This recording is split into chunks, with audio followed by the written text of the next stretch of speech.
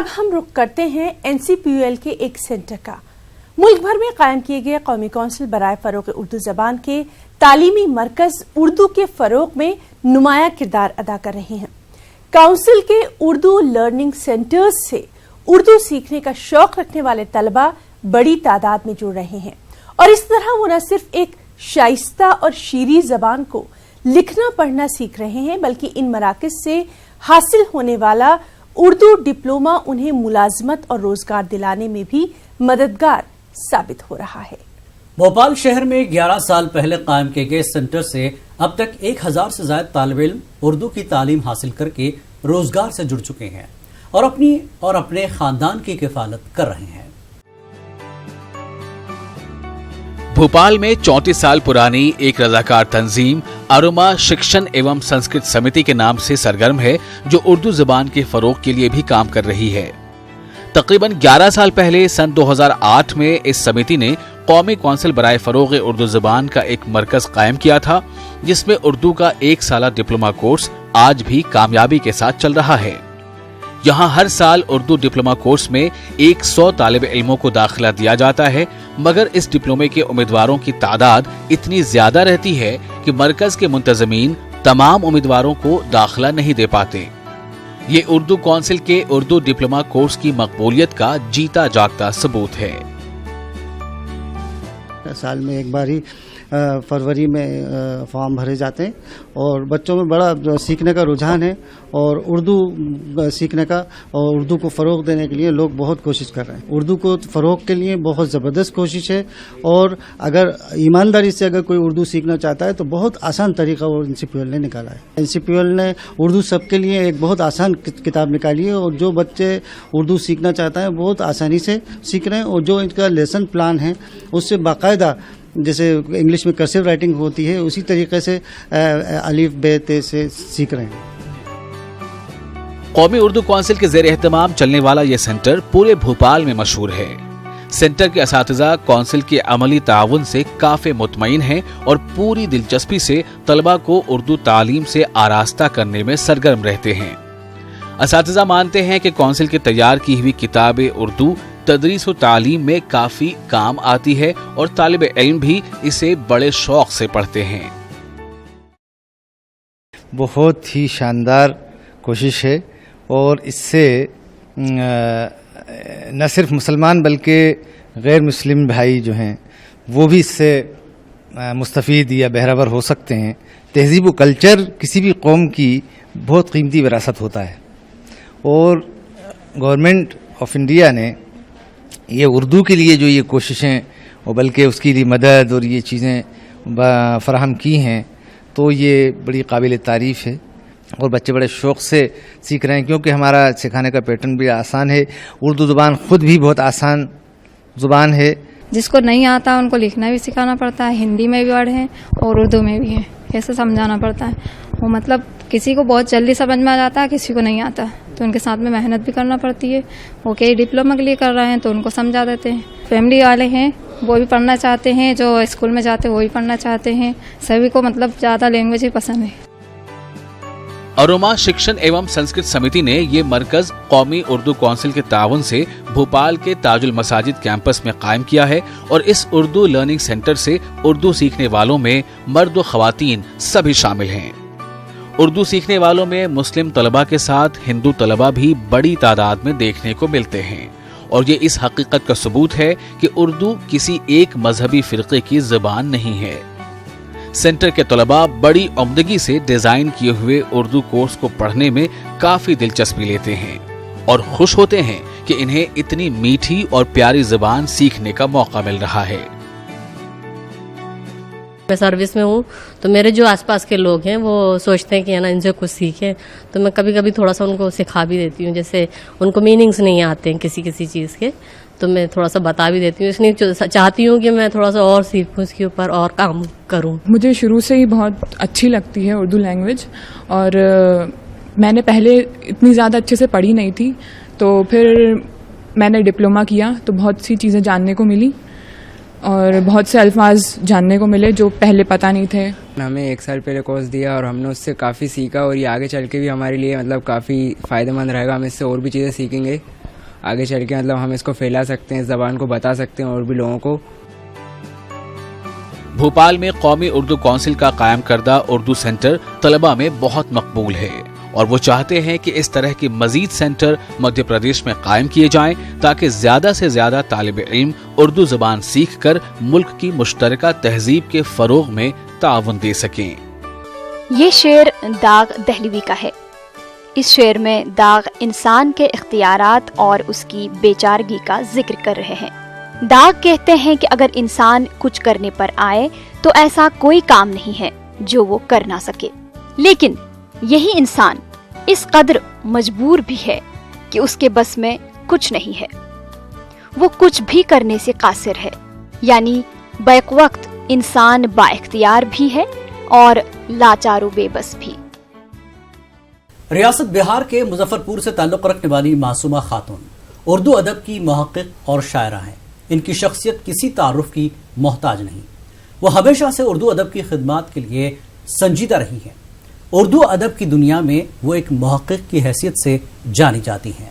معصومہ خاتون ایک اچھی شاعرہ بھی ہیں اور انہیں ان کی ادبی خدمات کے اعتراف میں کئی اعزازات سے بھی نوازا جا چکا ہے.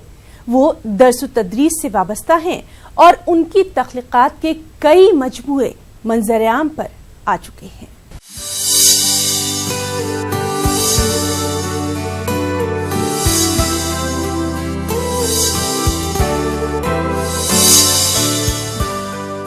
تو جو چاہے تو میں تنویر سحر بھی دیکھوں, تو جو چاہے تو میں تنویر سحر بھی دیکھوں, خواب دیکھوں کہ میں تعبیر سفر بھی دیکھوں, خواب دیکھوں کہ میں تعبیر سفر بھی دیکھوں.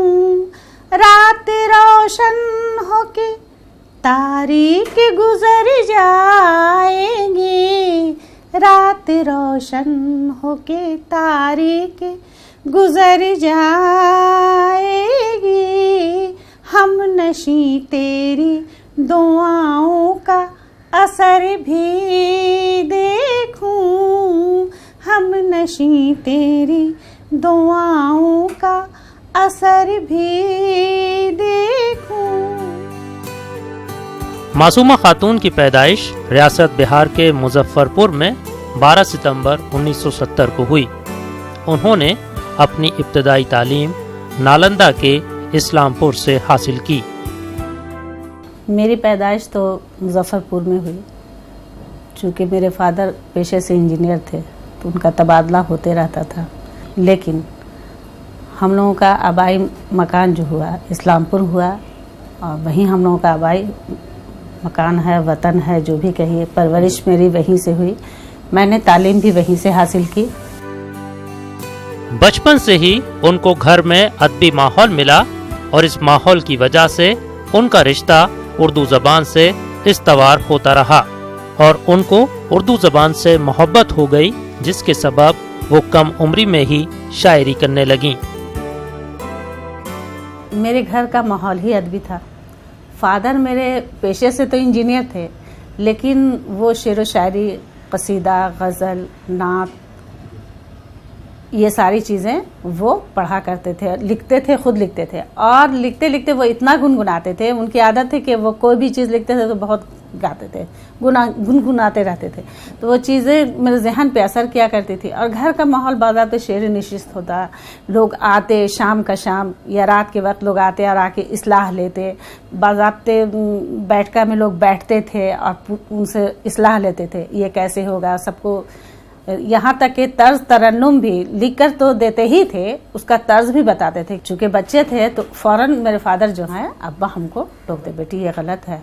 یعنی ہر چیز پر ان کی نگاہ رہتی تھی. اور وہ میرے شعر و شاعری میں بھی وہ قافیہ ردیف کے بارے میں بتاتے تھے, دیکھو بیٹا یہ ایسے قافیہ ہوگا, ایسے ردیف ہوگا. تو اس کی بھی شروعات انہی سے ہوئی. وہ میرے جبی کا بوسہ لیتے اور کہتے کہ بیٹا ہم کو لگتا ہے کہ تم ضرور کچھ کرو گی, تم بہت بڑی ادیبہ یا کچھ بنو گی. معصومہ خاتون نے نالندہ سے میٹرک, انٹر اور BA کی تعلیم مکمل کی۔ طالب علمی کے زمانے میں ہی ان کی شادی ہو گئی اور ان کو اپنی تعلیم بیچ میں ہی ختم کرنی پڑی۔ معصومہ خاتون ہمیشہ سے ہی کچھ بننا چاہتی تھیں اور اس حوصلے اور لگن کے چلتے انہوں نے شادی کے بعد تعلیم کا سلسلہ ایک مرتبہ پھر سے شروع کیا اور دن رات محنت کر کے اعلیٰ تعلیم مکمل کی اور درس و تدریس سے وابستہ ہو گئیں۔ ہم نے سوچا کہ نہیں، ہم کو خود سے کچھ کرنا ہوگا، تو پھر ہم نے پڑھائی شروع کی۔ ہم نے سوچا کہ یہاں وہاں کچھ کرنے سے کوئی فائدہ نہیں ہے، تعلیم ہی ایک ایسا چیز ہے اسی کے ذریعہ ہم کچھ بھی فتح کر سکتے ہیں۔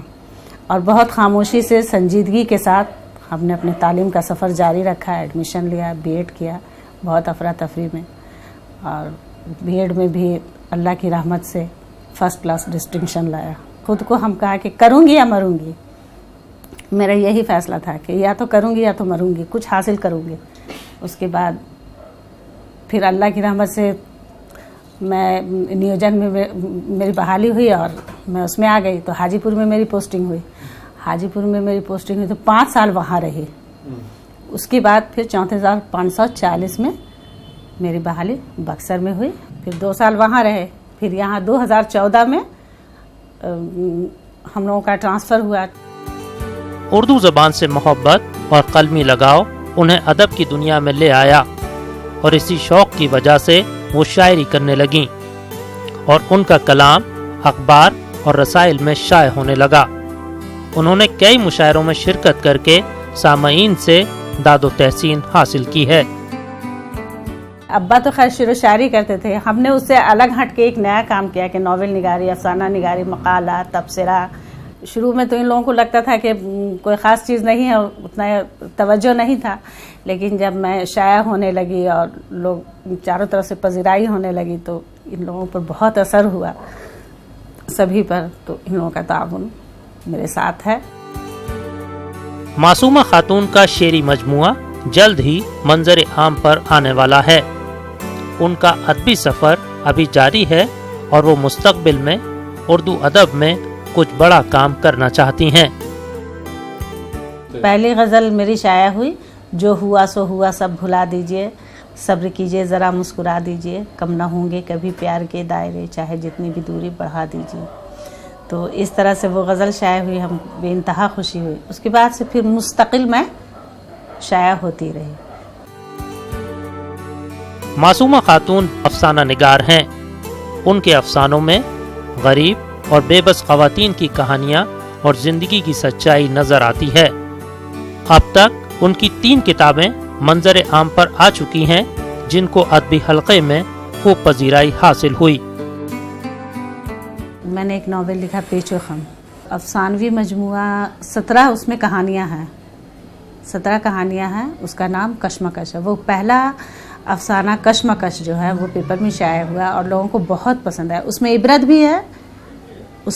بھی ہے لوگوں کے لیے اور تھوڑا مزاحیہ بھی ہے، تو لوگوں کو وہ بہت پسند آیا، تو اسی کے نام سے پھر ہم نے وہ کشمکش افسانوی مجموعہ بھی شائع کیا۔ اور پھر اس کے علاوہ میں نے 3 اور لکھا ہے، ایک شیدائی لکھا ہے، ایک لکھا ہے اے کاش، پہلا ناولٹ ہے نشیب و فراز، اور دوسرا ہے ناول پیچ و خم ہے، اور تیسرا بھی جو ناول ہے، 3 ناول ہوا، ایک افسانوی مجموعہ اوشا کی کرن ہندی میں ہے۔ جن کو اردو کی جانکاری نہیں ہے تو ان کے لیے ہم نے یہ ناول لکھا ہے۔ معصومہ خاتون کہتی ہیں کہ ان کی زندگی کا مقصد اردو زبان کی خدمت کرنا ہے۔ اردو کو شہروں سے لے کر گاؤں تک پہنچانے کا نوجوان ادیبوں نے جو بیڑا اٹھایا ہے، اس تحریک میں وہ بھی پیش ہیں اور وہ اردو زبان و ادب کی خدمت کرنا چاہتی ہیں۔ معصومہ خاتون کی ادبی خدمات کے اعتراف میں کئی تنظیموں نے انہیں اعزاز سے نوازا ہے۔ ہندی ساہتیہ سمیلن سے ہم کو ایوارڈ ملا ہے، اور ایک اکبر رضا جمشید ایوارڈ ملا، پھر گرو گوبند سنگھ کالج سے وہاں سوینئر میں بھی میرا مقالہ آیا ہے، وہاں سے بھی ہم کو ایوارڈ ملا، اور وپارٹ سے بھی ہم کو ایوارڈ ملا تھا۔ معصومہ خاتون کا قلم ابھی رکا نہیں ہے۔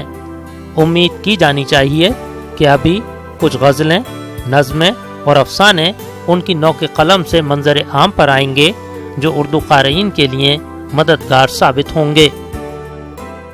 جیسا کہ ہم سبھی جانتے ہیں، کتاب انسان کی بہترین دوست ہی نہیں، اس کی سچی رہنما بھی ہے۔ اگر انسان اپنے اندر کتابوں کے مطالعے کا شوق پیدا کر لے تو اس سے نہ صرف اس کے علم میں اضافہ ہوگا بلکہ گزرتے وقت کے ساتھ اس کی فکر اور عمل کا دائرہ بھی وسیع سے وسیع تر ہوتا رہے گا۔ قومی اردو کونسل اردو زبان کی ترویج و اشاعت میں نمایاں کردار نبھا رہی ہے۔ اچھی کتابوں کی اشاعت اس کی سرگرمیوں کا ایک اہم حصہ ہے تاکہ ملک بھر میں زیادہ سے زیادہ قارئین تک مختلف عنوانات کے تحت دلچسپ اور معلوماتی کتابیں بہت کم قیمت پر پہنچائی جا سکیں۔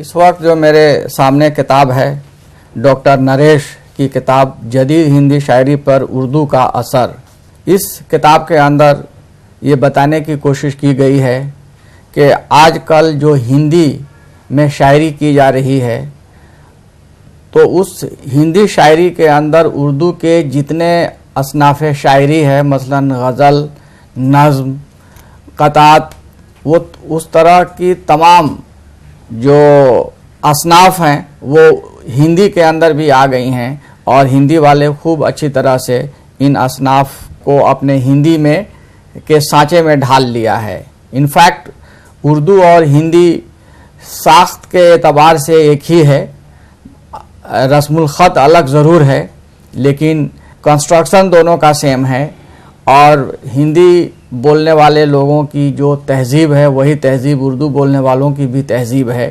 تہذیب میں بھی کوئی الگ نہیں ہے۔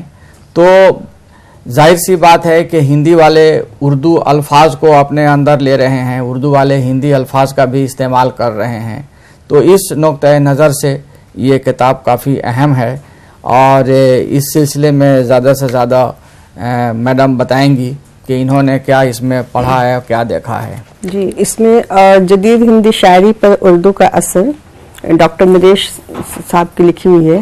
ڈاکٹر نریش صاحب ایک کافی جانے مانے اردو کے مصنف ہیں، ان کی 75 سے زیادہ کتابیں اب تک شائع ہو چکی ہیں اور ان کو کئی سارے انعامات بھی مل چکے ہیں۔ جدید ہندی شاعری پر اردو کا اثر، اس کتاب میں انہوں نے ہندی اور اردو کے جو باہمی رشتہ ہے اس پہ روشنی ڈالی ہے، اور انہوں نے اس بات پہ زور دیا ہے کہ ہندی والے، چونکہ اردو کو انہوں نے آگے رکھا ہے ہندی سے، انہوں نے کہا کہ شاعری کے فن میں اور دوسرے تمام ادب کے فن میں اردو آگے ہے، اور اس وجہ سے خاص طور پر شاعری میں اور غزل میں ہندی والے اپنی شاعری میں اردو کے الفاظ کو، اردو کے فن کو، اردو کے اس کو شامل کر رہے ہیں۔ اور اس کے ساتھ ساتھ انہوں نے پہلے اس کے جو الگ الگ ابواب ہیں اس میں اگر ہم دیکھیں تو انہوں نے پہلے ابتدائی گفتگو میں اردو کی جو تاریخ ہے اس پہ بات کی ہے، پھر جدید ہندی شاعری کی زبان پر اردو کا اثر، اس پہ گفتگو کی ہے دوسرے باب میں، اور تیسرے باب میں انہوں نے اردو چھندوں کے استعمال پہ روشنی ڈالی ہے۔